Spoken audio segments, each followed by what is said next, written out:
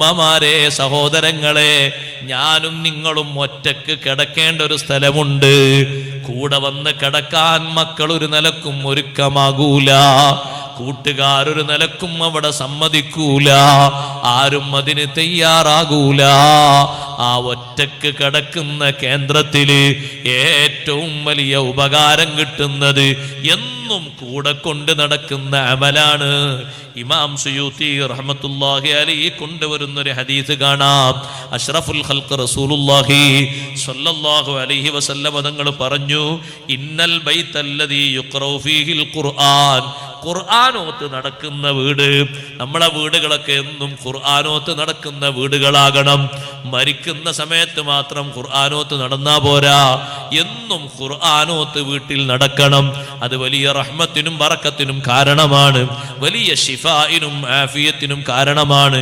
ഖുർആനോത്ത് നടക്കുന്ന വീട് അലൈഹി ഖൈമത്തും മിൻ നൂർ, ആ വീട്ടിൽ ഒരു വെളിച്ചത്തിന്റെ, ഒരു പ്രകാശത്തിന്റെ ഖൈമയുണ്ട്. യഖ്തദി ബിഹാ അഹ്ലുസ്സമാ, ആ ഖൈമയോട് അനുകരിക്കുന്നത് ആകാശലോകത്തുള്ള ആളുകളാണ്. മലക്കുകളില്ലേ ആകാശലോകത്ത്, എണ്ണം നിർണയിക്കാൻ കഴിയാത്ത അത്രയും ഇല്ലേ. കമാ യഖ്തദി ബിൽ കൗകബിദ്ദുദ്ദി ഫീ ലുജജിൽ ബിഹാർ വഫിൽ അർളിൽ ഖഫരി, പ്രകാശിക്കുന്ന നക്ഷത്രത്തെ നോക്കിയിട്ട് ആഴക്കടലിലുള്ള മത്സ്യങ്ങളും മറ്റുമൊക്കെ സഞ്ചരിക്കുന്നത് പോലെ, മരുഭൂമിയിൽ അടയാളമില്ലാത്ത ഭൂമിയിൽ നക്ഷത്രത്തെ അടയാളം വെച്ച് ആളുകൾ സഞ്ചരിക്കും പോലെ, അനുകരിക്കും പോലെ, ഈ ഖുർആൻ ഓതുന്ന വീടിന്റെ മുകൾ ഭാഗത്ത് പ്രകാശത്താലുള്ള നല്ലൊരു ഖൈമയുണ്ട്. യഖ്തദി ബിഹാ അഹ്ലുസ്സമാ, ആകാശ ലോകത്തുള്ളവര് ആ ഖൈമയെ പിന്തുടരുന്നു. ഫഇദാ മാത സ്വാഹിബുൽ ഖുർആൻ, ആ വീട്ടിൽ ഖുർആൻ ഓതുന്ന ആള് മരണപ്പെട്ടു പോയാൽ, റുഫിയത്തിൽക്കൽ ഖൈമതു, ആ വീടിന്റെ മേലെയുള്ള ഖൈമ നമ്മുടെ നഗ്ന നേത്രങ്ങളെ കൊണ്ട് നോക്കിയാൽ കാണുന്ന ഖൈമയല്ല അത്. അല്ലാഹു സുബ്ഹാനഹു വ തആല പ്രത്യേകം അനുഗ്രഹിച്ച പ്രകാശത്തിന്റെ ഒരു ഖൈമയുണ്ട്.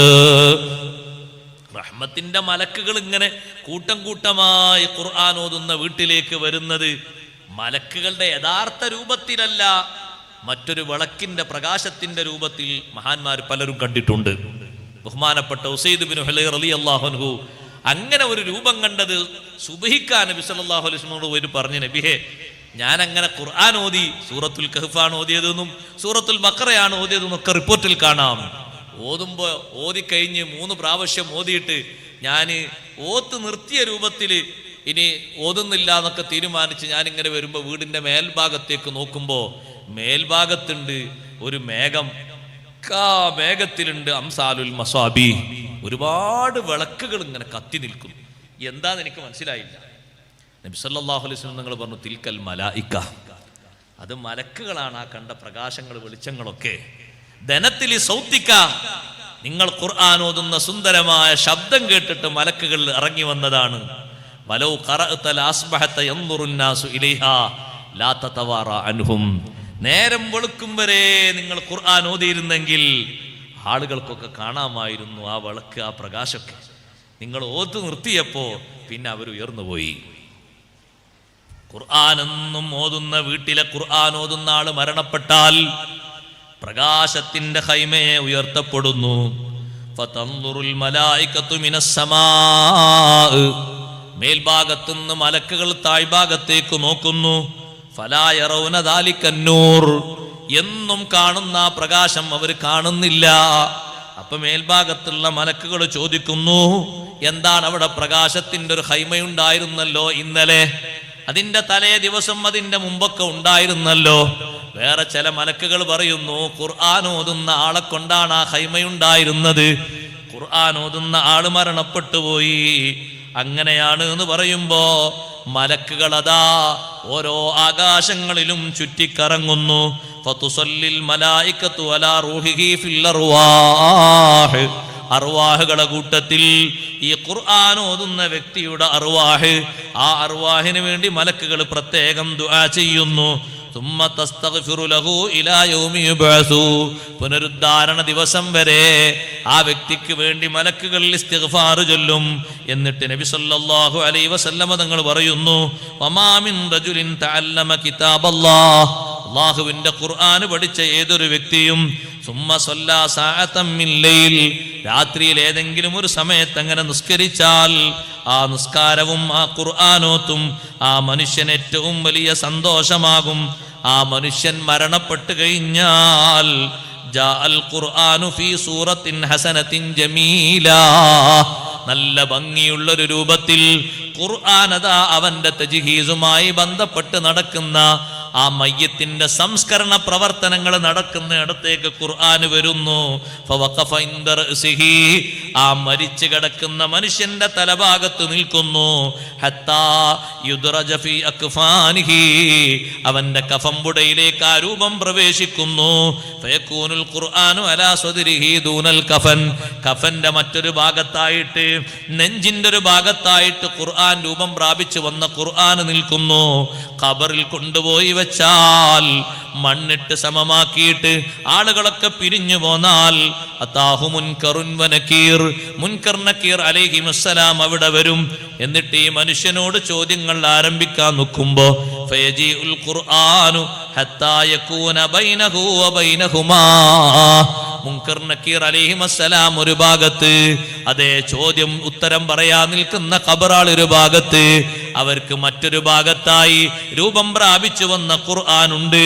ഖുർആൻ ചോദിക്കും ഈ രൂപം പ്രാപിച്ചു വന്ന ആളോട്, നിങ്ങളൊന്ന് മാറി നിൽക്കണം, ഈ വ്യക്തിയോട് നമുക്ക് ചിലത് ചോദിക്കാനുണ്ട്. അതേ ചോദിക്കാനുണ്ടോ?